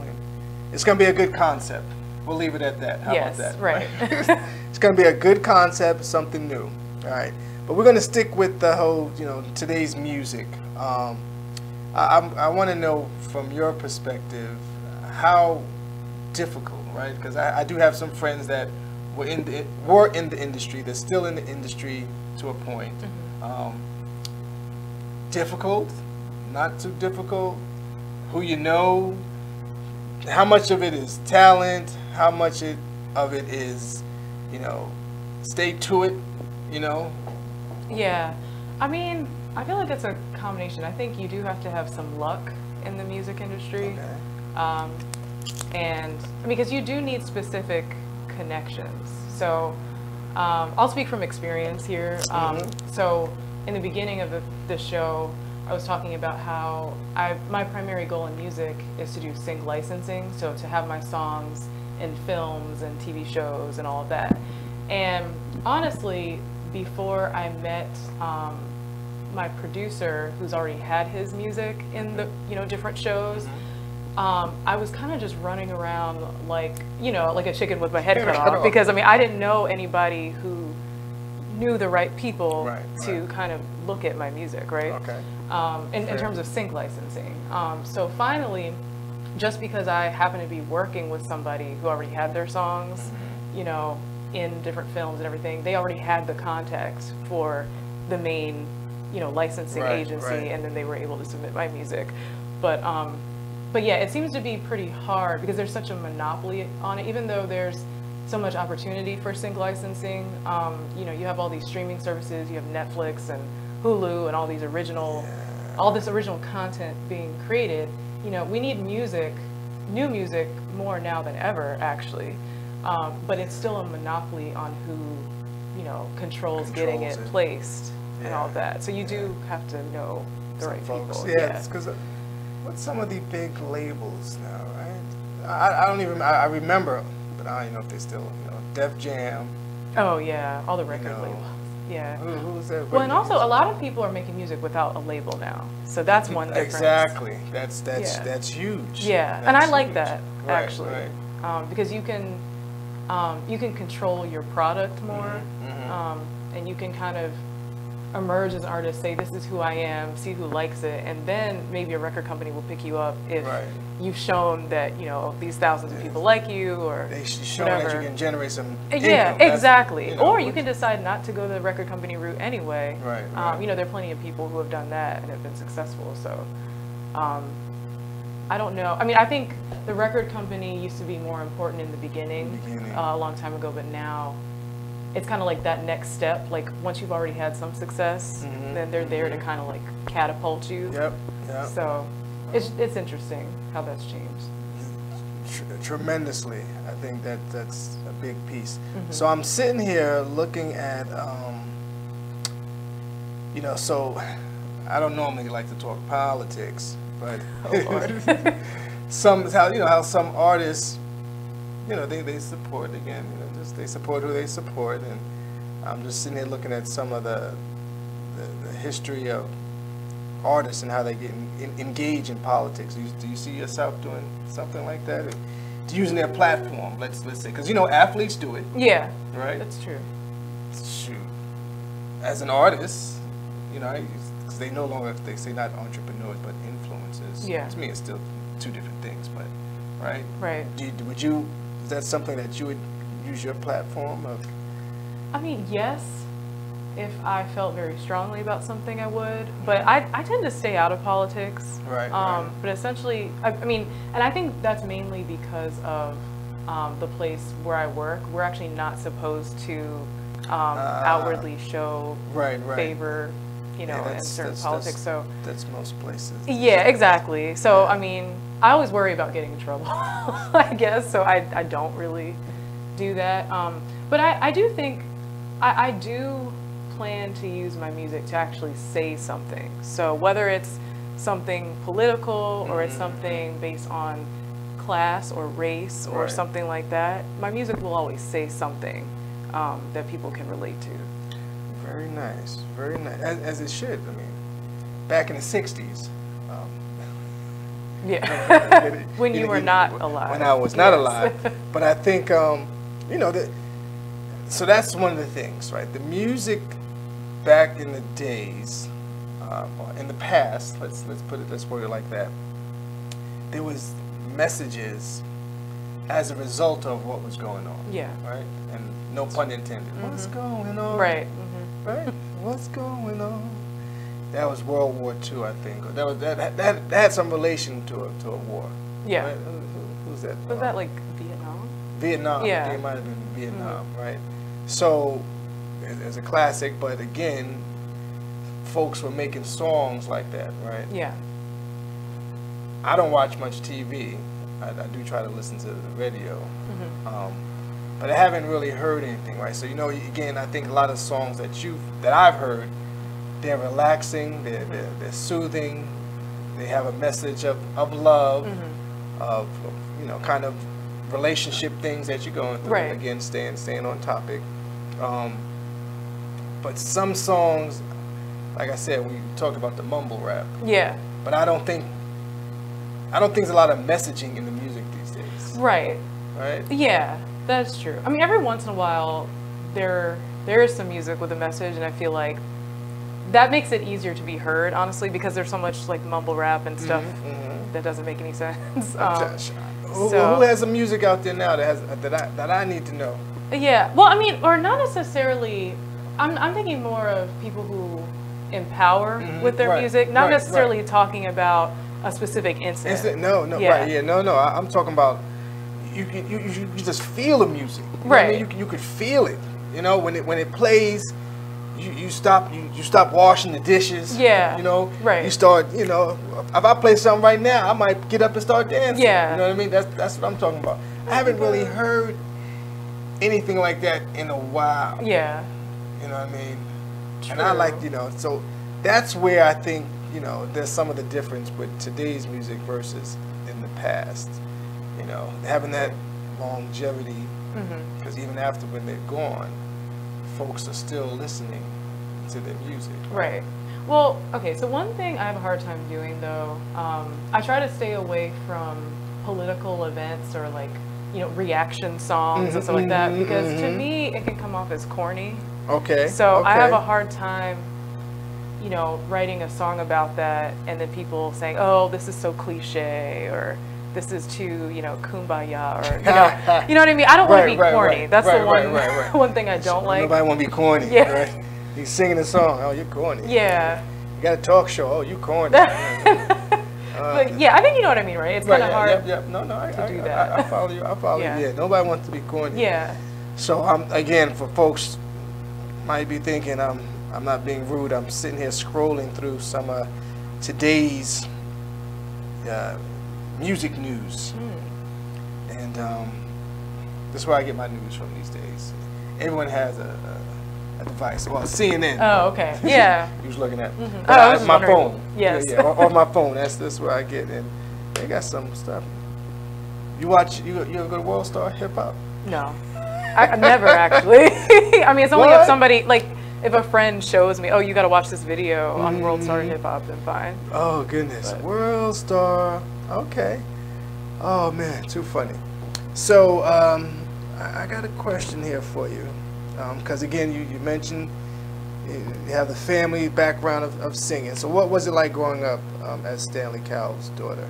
And I'll bring it up briefly. It is about you. Oh yeah, but he's a big part of my life. What was it like growing up, you know, as his daughter? So yeah, you went to events, you know. It was awesome, honestly. Yeah. I mean, honestly, I'm just trying to match my life as a child, but like as an adult, because my life was like really amazing as a child. Right. So, you know, besides playing music, my parents hosted a jazz concert series in the DC area for about 10 years. Nice. It was at Harmony Hall in DC, and they brought, you know, the best of the best, you know, jazz musicians. You know, they had well, one of my idols, Regina Carter, who's a jazz violinist. I just know there. Yeah, Regina Carter, Christian House. He's another violinist, jazz in Columbus, Ohio. You know, Kenny Barron. You know, just people who are, you know, known at the forefront of the jazz industry. They had them. They also had, I'm trying to think of some other names. Cecil McBee is another one people might know. I'm forgetting, but I met a lot of people, and what used to happen is I would ride in the limousine with the artists, like as a child. So I was able to kind of see what their lives were like as musicians, talk to them, joke around with them. Nice. You know, just, you know, be in the moment with all these talented people. And also, my dad would tour as well. So I had the pleasure of going on tour with my dad when I was 16. So I was a senior in high school at the time, and it was a tour in France. So we went to 4 different cities in France. You know, it was a Stanley Cowell band, but I joined the band, you know, on the viola and singing, playing with him. We went to Paris. So you performed with your dad. Yeah, and I still perform with him. And actually, speaking of performing with my dad, I'm performing with him 2 upcoming performances, actually. There's one at the Center Club, which is a private club in Baltimore. It's their Dinner and Jazz series. So that's September 26th. September 9th. So it's just me and my dad. Okay. And now, do you have to be a member? Are you going to share that information? Oh, well, yeah, you do have to be a member in order to attend that event.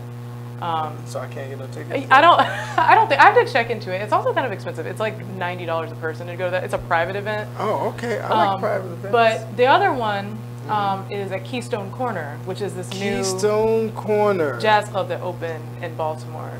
Yes. So they're getting a bit of buzz as well because it's really the only upscale jazz club that Baltimore City has right now. But you can just come in, buy a ticket and eat there. That's excuse me, long day. Yeah. That's in, I want to say, is that Fells? Harbor East. Harbor East. Yep. Harbor East. Yeah, it's actually where that old Muscle Bar used to be. Okay, Keystone Corner. Shout out to Keystone Corner, and so they have jazz. And I actually went to I had an event at 414 with my event, but folks were talking about going to a jazz event. That's when I first heard of. Oh, the new apartment building? Yeah. Yeah, 414 Light. Yeah, so they have jazz folks that come in there. I They didn't have know different events happening there. So so you're in the inn now. Okay, yeah. Right, so See. you would like that. I think you would like that. Yeah, it's a nice building. Yeah, and maybe I don't know. Do you do performances outside of those types of events? Because again, they got a jazz band. You would sing and all I do. I do all. I mean, like I said, I'm not limited to one box. Right. The other day, somebody saw me playing viola on Instagram, and it was a guy who was doing a rap song, and he was like, "Hey, how much would you charge to just come to my studio session and play viola on this track?" Like, I'm really open. However people see me adding value to whatever they're doing, like I'm up for that. Yeah, that's what's up. That's what's up. Okay, so Keystone Corner. Yeah, that's October 5th. October 5th. Yeah, that was my question. What day is that? October 5th. So that's actually my dad. My dad is the leader of the band that's playing, but I'm gonna come on and sing a few songs. Okay. So that's what's next for you. Okay. Yep. What's going on? 9:26 and 10:05. Right. Very nice. Very nice. We said that. We covered that. Oh. Let's see if we got any. We can get some questions from folks out in the universe. We had a few questions. I thought that was interesting. I'm still trying to figure this whole thing out. Despite I do have a degree in information technology. How ironic is that? Yeah. I tell you, I gotta. It's hard to keep up. Some things are hard to figure out. Yeah, that whole Instagram thing. Yeah, there are a few folks watching and listening. Yeah, but if y'all have questions for Sonny, not me, no, please. And we did get some questions last time, but I gotta tell you, Jason was navigating that because he's like the. Yeah, unfortunately, I didn't know how to invite people or anything, so I just said, here's the link. All right, so we'll figure it out. So real quick, weirdest, funniest thing. Okay, so you're an attorney also. So I guess that was your first passion. Because I was gonna say no, it wasn't. So if you didn't, because you're a musician, right? But you're an attorney also. So outside of a musician, attorney was what brought that on? So okay, it's a hot combination, by the way. Yeah. Okay. Thank you. It's kind of interesting how that all happened. So really, I became an attorney because I was always an academic kind of person. I didn't just play music. Since I was little, I have been playing music, but English was my favorite class. When I was in high school, and when I went to college, I was more interested in other things beyond music. I wanted to be multifaceted. I also didn't think I wanted to go the conservatory route because it got to the point, I think around 8th grade, where my parents said, okay, are you going to be a professional violist and are you going to go to conservatory or be a professional singer? And really it was my dad who said, well, what kind of music do you want to do? And I was like, I don't really want to do jazz or classical.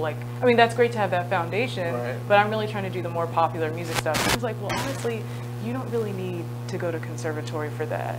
There are plenty of people. He was like, you have the knowledge base to go forward and, you know, make good music, but you don't really need to go to conservatory to you know, make a career in that if that's what you want to do. So then my mom said, well, how about you do something that's useful for this family? Meaning go to law school, learn about how to protect all my dad's music. My dad has been on about 40 albums, and he's an independent artist too, and he owns the copyrights to all his music. Nice. So, you know, they said, well, hey, you know, your knowledge could really help us to kind of carry on his legacy and learn how to protect what he's created. You know, he used to do music for Spike Lee movies as well. Okay. So, you know, my dad has like just been in the industry in many different forms, right?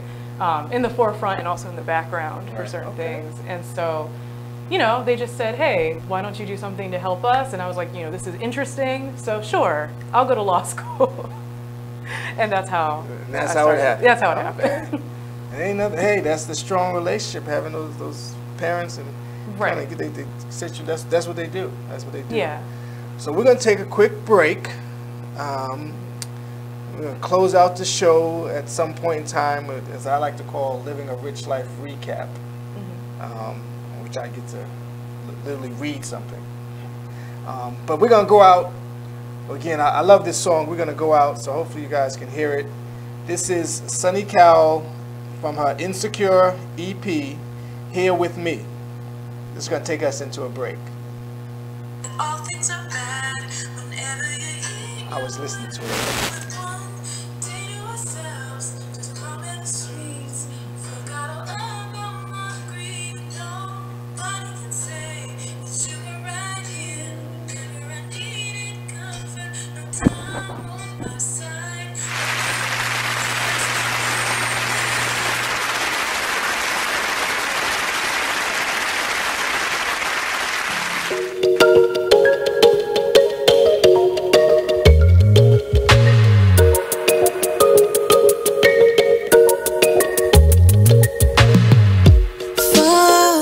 This unknown to find who we really are. Crash into something new and take a break from our broken heart. Talk with the hip, tell me you lie. I think we should go for another round. Baby, try not to say too much. Let your love come down. If you wanna rule, it's some rules you gotta live by. Live by.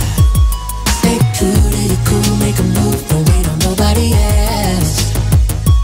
And if it feels like a melody, sing a song, be my radio. And if you follow me there, I'll follow you back. Let the night unfold. I can tell that she can't get enough. Show enough, she couldn't get the feels off from me. I know she couldn't get the feels off from me. Touching hands till we dance in the dark. Show enough, she couldn't get the feels off from me. We do whatever you like. Get the feels off from me. I know she couldn't get the feels off from me. Let's slide, you and me alone, to find who we really are. Crash into something new. I got that leg bringing up the car. You told me you kiss, told me you lie. I think we should go for another round. Baby, I wanna take you, but we gotta groove so we can lose the crowd. If you wanna rule, there's some rules you gotta live by. Live by. Stay true to your cool, make a move. Don't wait on nobody else. And if it feels like a melody, sing a song, be my radio. And if you follow me there, I'll follow you back. Let the night unfold. I can tell that she can't get enough. Show enough, she couldn't get the feels off from me. I know she couldn't get the feels off from me. Touching hands till we dance.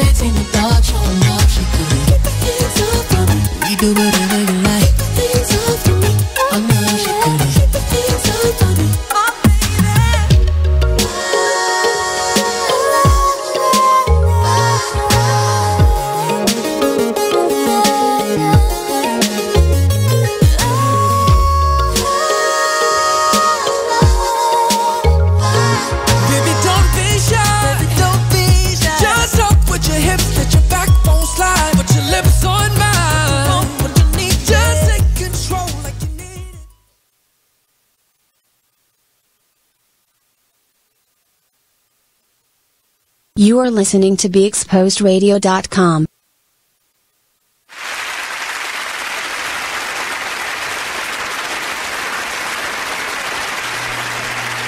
Welcome back to Living a Rich Life, again featuring Sonny Cowell, attorney, musician, multi-talented, all that good stuff. We having a good time.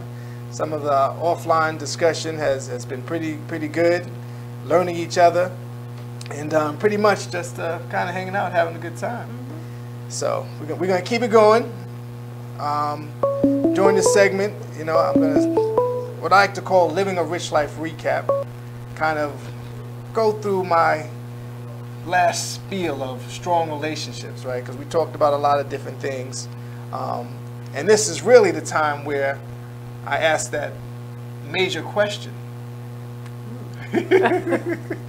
Folks like, what's he gonna ask? Well, the question as it stands is, what does living a rich life mean to you? So you had some time to think about it, right? Yeah, I didn't think about that the whole time. that means I'm doing my job. Yeah, right? I was in the moment. The people want to know, and people do want to know, right? I have to say, when I did your promo video, folks love the promo video. They love the picture.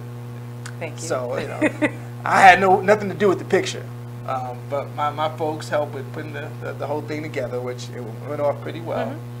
And they was like, well, someone was like, who is this? Some of the questions. Who is that? You dating her? Can she sing? Oh, you know Sonny. You know, but that's how people are, right? So I told them, you tune in on the show, and we'll ask some questions. If you got some of the questions that I asked you came from other people, so you do have fans out there. Okay. And I pointed them to your videos. Thank you. So again, it starts small, it evolves, right? One person, word of mouth. And what I like and I feel from you is, whether it is 2 people or 20,000 in the stadium, you're gonna always perform. We're gonna get a performance. Oh yeah. Yeah. Well, I know. I think again, the first time I seen you perform was at Motor House, which was pretty packed because it had a couple of artists. In which I got a few of those folks coming on the show as well. I just actually secured a few folks. But I think again the show is good. A lot of good artists. No, I'm not being biased. I'm being real. You was one of my favorites. Oh, thank you. There was another cat. He was pretty good. I think he's like just some rapping, not rapping, but he had a nice little vibe. Then there was another young lady. I forgot her name. She was pretty good, so I want to try to get those 2 on the show. I got them on Instagram. That's the one thing. You reach out. I know, Instagram's great. Oh, it's the best. It's the best. So again, what Instagram? Your Instagram tag? So my Instagram is @SonnyCowellMusic. Okay. So make sure y'all follow. There. All right. So back to your question. Yes. So that was all, Lena. I gave you some time to. Oh yeah. You see how I did that? Right. So what is a rich life to me? So, okay. So the first obvious one is having money. I'm sorry, but I'm going to start there. Hey, it's okay. There's no... Yeah. But so before you continue, because we got time. Yeah, there's a reason. Right? It's part of, again, as I mentioned, right? See, so for me, we're probably saying the same thing, right? But this is an order for me. Yeah. This is literally an order. Right. I've talked to folks, you know, so go ahead. So I'll tell you. So yeah, so mine first one would actually be financial freedom, just because I feel like, especially working in the industry I do with law, there's so many problems that start because people don't have money. So I think, and I'm not talking about a lot of money. I'm just talking about enough to sustain yourself in order to be comfortable, in order to give yourself opportunities. You kind of need to be strategic, right, about money and develop that financial freedom. And then I would say, so philanthropy is definitely on there. However, I really think we fix a lot of the problems in the world with philanthropy, probably in the middle. I would say goals and achievements. It's really important that people self-actualize and they feel fulfilled, right? and that they develop their talents and they have the opportunities to do that. And good health is really important, because without health, you don't have wealth, right? Right, So, you don't have a lot of that. Yeah. Some people don't come and see you if you're sick. Right, exactly. I mean, all of these are really important, so it's kind of hard to just choose. Well, it depends on where you are in your life, I think. Right. I did a poll, and we'll have to talk about that offline, because we're getting that sign of time to wrap up, because this has been fun. So I want to thank you for joining. Sure. Thanks for having me. As we close out, I want to say one thing when it comes to good, strong relationships. There's several benefits. I think one of them is being able to work with folks that you enjoy working with. So if you have a strong relationship, I think people are more likely to deal with change, right? So again, my whole brand is about change, and if they trust you, they're willing to change because you have that strong relationship and receive your message that you're trying to deliver, right? If I'm just laying around playing Atari all day, yeah, he's gonna make a show, whatever. They're not gonna believe in that. And I think again, strong relationships give us freedom. So instead of spending time and energy over negative stuff, you can take it and build and focus on opportunities that strong relationships can build. So definitely. So with that being said, this is another episode of Living a Rich Life Talk Show, again featuring Sonny Cowell. Tune in next week. There's been a change in the program. So Franklin James, his date has been moved. He has some other obligations that came up that he forgot about. We're going to have Jeremy Gibbons on the show. He has his own podcast, and it's going to be a lot of fun. Good friend of mine. So tune in next week. And as I like to say, I'm Rich James. Let's talk about it. Talk to you next week.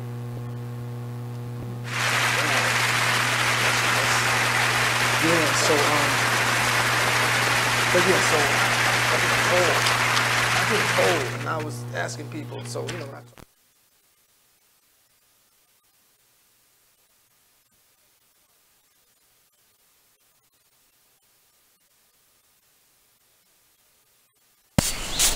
Whoa. The moment my son saw a redwood tree. It's huge! Is the moment I knew that for him, You can't even see the top of that thing! even the sky has no limit. There are some moments only the forest can inspire. Find yours at discovertheforest.org. Learn about forests near you and discover cool things